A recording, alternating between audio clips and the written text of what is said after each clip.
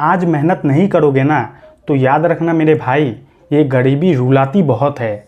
और बात अगर शेयर मार्केट की हो ना तो शेयर मार्केट में 3 ऐसे नियम है, 3 ऐसे रूल है। ये 3 नियम 3 रूल अगर आपको नहीं पता है ना तो शेयर मार्केट की इस जर्नी में आप कभी भी बड़ा पैसा नहीं कमा पाओगे।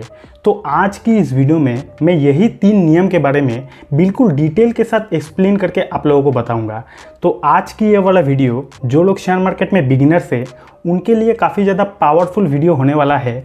तो वीडियो को कर दो अभी से लाइक, चैनल को कर दो सब्सक्राइब। चलिए करते हैं वीडियो की शुरुआत। रूल नंबर 1 है शेयर प्राइस।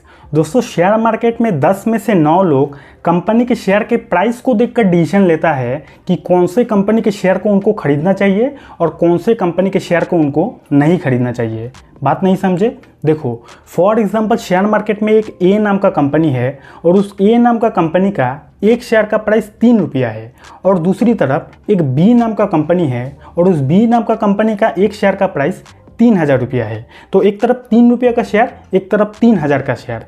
तो दोस्तों, मैं चैलेंज मार के बोल सकता हूं कि 10 में से 9 लोग 3 रुपया वाला जो शेयर है वो शेयर के ऊपर ज़्यादा इंटरेस्ट दिखाएगा। क्यों दिखाएगा? क्योंकि उनको सस्ता शेयर चाहिए, उनको कम दाम का शेयर चाहिए। उनको ऐसा लगता है कि 3 रुपये का जो शेयर है वो 3 का 6 काफ़ी जल्दी हो जाएगा। तो इस तरीके से उनका पैसा भी काफ़ी जल्दी डबल हो जाएगा, जबकि ये प्रैक्टिकली इतना आसान नहीं होता। अगर इतना ही आसान होता तो सब लोग शेयर मार्केट में अपना पैसा डबल कर लेता। समझ रहे हो बात? दोस्तों, कंपनी का शेयर का प्राइस से कंपनी का बिजनेस का दूर दूर तक कोई लेना देना नहीं होता। इस बात को आप दिमाग में घुसा लो। मैं ऐसा भी नहीं बोल रहा कि जो कंपनी का शेयर का प्राइस कम होती है वो कंपनी ख़राब हो गई, वो कंपनी घटिया हो गई। मैं ऐसा भी नहीं बोल रहा। फिर से बोल रहा हूँ दोस्तों, कंपनी का शेयर का प्राइस से कंपनी का ग्रोथ का या फिर कंपनी का डी ग्रोथ का अनुमान नहीं लगाया जा सकता। इसका एक और पावरफुल एग्जाम्पल मैं आप लोगों को दिखाता हूँ।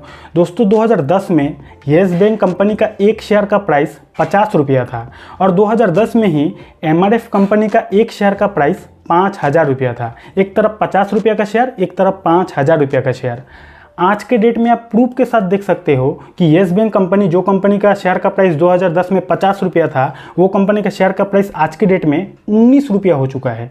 और जो कंपनी का शेयर का प्राइस 2010 में 5000 रुपया था, वो कंपनी का शेयर का प्राइस आज के डेट में 1 लाख से ऊपर चला गया है। आप अपने मोबाइल में MRF का शेयर सर्च करना, आपको दिख जाएगा 1 लाख से भी ज़्यादा हो चुका है। समझ रहे हो बात? इससे क्या साबित हो रही है कि कंपनी का शेयर का प्राइस से कंपनी का ग्रोथ का अनुमान नहीं लगाया जा सकता। इस बात को बिल्कुल आप दिमाग में घुसा लो। समझ गए बात? दोस्तों, मैं इस बात का भी रिस्पेक्ट करता हूं कि जो लोग शेयर मार्केट में नए नए आते हैं उनके पास स्टार्टिंग टाइम में उतना पैसा नहीं होता कि वो लोग शेयर मार्केट से बड़ा पैसा कमा पाए। तो इसका भी तो मैं सोल्यूशन बताया हूं। मैंने अपने चैनल पर कुछ दिन पहले एक ऐसा वीडियो बनाया था जिस वीडियो में मैंने पूरा प्रूफ के साथ बताया था कि कैसे एक गरीब घर का बच्चा भी शेयर मार्केट में कम पैसों से रेगुलर बेसिस पे पैसा कमा सकता है। लगभग 35,000 से ज़्यादा लोगों ने उस वीडियो को अभी तक देख चुका है। अगर आपने उस वीडियो को नहीं देखा है तो ऊपर आई बटन में उस वीडियो का लिंक दे दूंगा। ये वाला वीडियो देखने के बाद वो वाला वीडियो देख लेना, तो आपको भी वो फॉर्मूला पता चल जाएगा कि कैसे शेयर मार्केट में कम पैसों से रेगुलर बेसिस पे ज़्यादा अमाउंट कमाया जा सकता है। रूल नंबर 2 है ट्रेडिंग और इन्वेस्टिंग को समझो। बहुत इंपॉर्टेंट पॉइंट है, इसको थोड़ा सा भी स्किप मत करना। दरअसल होता यह है कि लोग शेयर मार्केट के बारे में कहीं ना तो कहीं तो सुन तो लेते हैं कि शेयर मार्केट तो कुबेर का खजाना है, और इसी मोटिवेशन के साथ लोग शेयर मार्केट में आते हैं और आने के बाद उनको यही समझ में नहीं आता है कि ट्रेडिंग और इन्वेस्टिंग का बीच का डिफरेंस आखिर क्या होता है, और यहीं से उनके लाइफ में चैलेंजेस शुरू होती है। समझ रहे हो बात? दोस्तों, जैसे सूरज और चांद में दिन और रात का अंतर रहता है, सेम उसी तरह ट्रेडिंग और इन्वेस्टिंग में दिन और रात का अंतर होता है। इसको आप सही से समझ लो। होता यह है कि जो लोग शेयर मार्केट में नए नए आते हैं वो लोग स्टार्टिंग टाइम में ये डिसाइड ही नहीं कर पाते कि उनको आखिर ट्रेडिंग करना है या फिर इन्वेस्टिंग करना है। वो लोग स्टार्टिंग टाइम में उनको समझ में ही नहीं आता कि ट्रेडिंग करूँ या फिर इन्वेस्टिंग करूँ। समझ रहे हो बात? वो लोग स्टार्टिंग टाइम में क्या करते हैं, दोनों नाव में पाँव रख देते हैं, उसके बाद ना घर का होते हैं ना घाट का होते हैं। समझ रहे हो बात? आपको पहले डिसाइड करना होगा कि आप ट्रेडिंग के लिए आए हो या फिर इन्वेस्टिंग के लिए आए हो। ट्रेडिंग होता है शॉर्ट टाइम वालों के लिए और इन्वेस्टिंग होता है लॉन्ग टाइम वालों के लिए। इसको पहले समझो। ट्रेडिंग में आपको मार्जिन मिलता है, ट्रेडिंग में आप डेली बेसिस से पैसा कमा सकते हो और डेली बेसिस पे आपका लॉस भी हो सकता है। लेकिन लॉन्ग टाइम वालों के लिए आपका डेली बेसिस से पैसा कमाना बहुत ज़्यादा मुश्किल है, समझ रहे हो। लॉन्ग टाइम में आपको मार्जिन भी नहीं मिलता है। तो ट्रेडिंग और इन्वेस्टिंग दोनों में बहुत ज़्यादा अंतर होता है। ट्रेडिंग अगर आपको करना है तो आपको टेक्निकल एनालिसिस सीखनी पड़ेगी, लेकिन अगर आपको इन्वेस्टिंग करना है तो आपको फंडामेंटल एनालिसिस सीखनी पड़ेगी। समझ रहे हो बात। अगर विराट कोहली को बोला जाए कि तुम बॉलिंग करो और चाहल को बोला जाए कि तुम बैटिंग करो, तो दोनों में से कोई भी कुछ नहीं कर पाएगा। क्यों? क्योंकि सबका स्किल जो है वो अलग अलग रहता है। तो इससे आपको क्या समझ में आ रही है कि शेयर मार्केट में पैसा कमाने का कई सारा ऑप्शन रहता है। अब इन ऑप्शन में से किसका किस में टैलेंट है, कौन क्या जल्दी सीख सकता है, इसका जवाब कोई और आपको नहीं दे सकता। इसका जवाब आप अपने आप से लोगे। आप अपने आप से पूछो कि आप कौन सा जल्दी सीख सकते हो। आप जितना जल्दी सीखोगे उतना जल्दी आप शेयर मार्केट से आपका जो पैसा कमाने का जो समय है वो शुरू हो जाएगा। आप देखो कि आप ट्रेडिंग जल्दी सीख सकते हो तो आप ट्रेडिंग करो।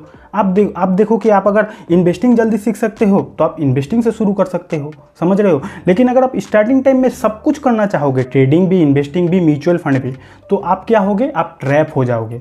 देखो युवराज सिंह जो था वो भी ऑलराउंडर था, उसको बैटिंग भी आता था, बॉलिंग भी आता था। लेकिन ऐसा तो नहीं है कि वो अपना क्रिकेट का जो कैरियर है वो बैटिंग बॉलिंग दोनों से शुरू किया, ऐसा भी नहीं है। तो कुल मिलाकर बात यह है कि हर चीज़ का एक सिस्टम होता है, एक प्रोसेस होता है। तो अगर आपको सब कुछ करना है, मैं इस बात से एग्री करता हूं कि आप सब कुछ कर पाओगे एक दिन, लेकिन पहले दिन ही कर पाओगे ये मुमकिन नहीं है। आप स्टेप बाय स्टेप आगे बढ़ो। पहले देखो कि आपका किस में इंटरेस्ट है, आप क्या जल्दी सीख सकते हो। अगर ट्रेडिंग में इंटरेस्ट है तो ट्रेडिंग से शुरू करो, अगर इन्वेस्टिंग में इंटरेस्ट है तो इन्वेस्टिंग से शुरू करो। धीरे धीरे आगे बढ़ो। उसके बाद जब आपका समय हो जाएगा ना, शेयर मार्केट में एक्सपीरियंस हो जाएगा, तो आप ट्रेडिंग से भी पैसा कमा पाओगे, म्यूचुअल फंड से भी पाओगे, एसआईपी से भी पाओगे और इन्वेस्टिंग से भी पैसा कमा पाओगे। यहाँ तक समझ गए। रूल नंबर 3 है रिस्क मैनेजमेंट को सीखो। दोस्तों, शेयर मार्केट में जितने भी लोग सक्सेसफुल हुए हैं ना, उनका एक ही बात कहना है कि शेयर मार्केट में जो लोग पैसा कमाने से ज़्यादा पैसा बचाने के बारे में सोचते हैं, अपने पूरे कैपिटल को प्रोटेक्ट करने के बारे में सोचते हैं, उसमें ज़्यादा दिमाग लगाते हैं कि कैसे उनका कैपिटल सेफ रहे, वही लोग शेयर मार्केट का असली खिलाड़ी होते हैं। नहीं समझे बात। देखो, मान लीजिए एक आदमी है जो, एग्जांपल दे रहा हूँ, 5 लाख रुपया लेके शेयर मार्केट में एंट्री किया। अब वो इंसान का अगर स्टार्टिंग टाइम में ही पूरा का पूरा 5 लाख रुपया डूब गया फॉर एग्जांपल, तो क्या वो इंसान गिव अप कर पाएगा? क्या वो इंसान शेयर मार्केट में सर्वाइव कर पाएगा? 99% तो यूं ही ख़त्म हो जाएगा अगर उसका पूरा कैपिटल स्टार्टिंग टाइम में ही शेयर मार्केट में डूब जाए। तो इसीलिए बड़े बड़े लोग जो शेयर मार्केट में सक्सेसफुल हो चुके हैं, उनका ये कहना है कि शेयर मार्केट में पैसा कमाने से ज़्यादा अपने पैसे को बचाने पर ध्यान दो। कैसे आपका पूरा कैपिटल सेफ रहेगा? देखो, शेयर मार्केट तो रिस्क है ही, शेयर मार्केट में रिस्क है, लेकिन रिस्क को आप कैसे मिनिमाइज़ कर सकते हो, उस पर ज़्यादा दिमाग लगाओ। उस पर जो लोग जितना दिमाग लगाते हैं कि कैसे उनका कैपिटल सेफ रहे, वो लोग शेयर मार्केट में काफ़ी आगे तक जाते हैं। समझ रहे हो बात। अब यहाँ पे आप सोच रहे होंगे कि कैसे आप शेयर मार्केट में अपने पैसे को प्रोटेक्ट कर पाओगे। तो देखिए, इसका जवाब यही है कि शेयर मार्केट में आप कहीं भी पैसा लगाते हो, कोई भी कंपनी के शेयर को खरीद कर वहाँ पे पैसा इन्वेस्ट करते हो, ये ज़रूरी नहीं है कि आप कौन से कंपनी के शेयर को खरीद रहे हो। ज़रूरी ये है कि आप उस कंपनी के शेयर को क्यों खरीद रहे हो। आपका ये क्यों का जवाब आपके पास होना चाहिए। नहीं समझे बात। देखो, मान लीजिए एग्जांपल दे रहा हूँ कि आपने रिलायंस के शेयर को खरीदा है, उसमें रिलायंस के शेयर को खरीद कर उसमें पैसा इन्वेस्ट किया है, एग्जांपल दे रहा हूँ। तो अगर मैं आपसे पूछूं कि रिलायंस के शेयर को आपने क्यों खरीदा है, अगर आप जवाब दे पाओ तब तो आप सही ट्रैक पे हो। लेकिन अगर आप जवाब ही नहीं दे पाओ, आप बोलोगे कि सब लोग तो रिलायंस को खरीदता है इसलिए मैंने भी खरीदा, तो आज नहीं तो कल, कल नहीं तो परसों आप शेयर मार्केट में एक दिन बुरी तरह फंसोगे। नहीं समझे बात। देखो, शेयर मार्केट में कहीं भी पैसा इन्वेस्ट करना ये बड़ी बात नहीं है, लेकिन आप कहीं भी पैसा को इन्वेस्ट कर रहे हो, वहाँ पे क्यों कर रहे हो, ये क्यों का जवाब अगर आपके पास है तो आप सही हो। लेकिन क्यों का जवाब नहीं है, आपको खुद पता नहीं है कि आप जहाँ पे पैसा लगा रहे हो क्यों लगा रहे हो, क्यों आपने रिलायंस को खरीदा, क्यों आपने टाटा के शेयर को खरीदा, तो भाई आप शेयर मार्केट में बुरी तरह फंसोगे। समझ रहे हो बात। आपको शेयर मार्केट में कहीं भी पैसा इन्वेस्ट करने से पहले क्यों का जवाब होना पड़ेगा, आपके पास होना पड़ेगा कि आप उस शेयर को क्यों खरीदोगे। क्या आपको उस कंपनी के शेयर पसंद है, क्या आप उस कंपनी का बिजनेस को पसंद करते हो, क्या आप उस कंपनी के सेक्टर को पसंद करते हो, क्या आप उस कंपनी का मैनेजमेंट को पसंद करते हो। कुछ ना कुछ तो रीज़न होगा जिस रीज़न की वजह से आप उस कंपनी के शेयर को खरीदोगे। अगर आपके पास कोई रीज़न ही नहीं है उस कंपनी के शेयर को खरीदने का, अगर आप 10 लोगों को देखकर कंपनी के शेयर को खरीद रहे हो, तो भाई आप शेयर मार्केट में बुरी तरह फंसोगे, ये बात मेरा याद रखना। समझ गए बात? तो अगर आप ये जानना चाहते हो कि कोई भी कंपनी के शेयर को खरीदने से पहले आप कैसे एनालाइज कर सकते हो उस कंपनी के शेयर को, कि वो कंपनी के शेयर अच्छा है या फिर ख़राब है, वो कंपनी कैसा बिजनेस कर रही है, वो कंपनी का कैसा सेक्टर है, वो कंपनी आने वाले टाइम में अच्छा करेगी या फिर ख़राब करेगी, कैसे आप पता लगा सकते हो, ये पता लगाने के लिए आपको फंडामेंटल एनालिसिस सीखनी पड़ेगी। और अगर आपको ये जानना है और समझना है कि कैसे फंडामेंटल एनालिसिस किया जाता है, ताकि आप शेयर मार्केट में कोई भी कंपनी के शेयर को एनालाइज कर पाओगे, आप जान पाओगे कि वो कंपनी क्या करती है, वो कंपनी आगे कैसा प्रदर्शन करेगी, वो कंपनी का बिजनेस कैसा है। अगर आपको ये जानना है और सीखना है तो ये लेफ्ट वाली वीडियो देख लेना। ये वाला वीडियो देखने के बाद आप फंडामेंटल एनालिसिस करना बिल्कुल बारीकी से सीख जाओगे।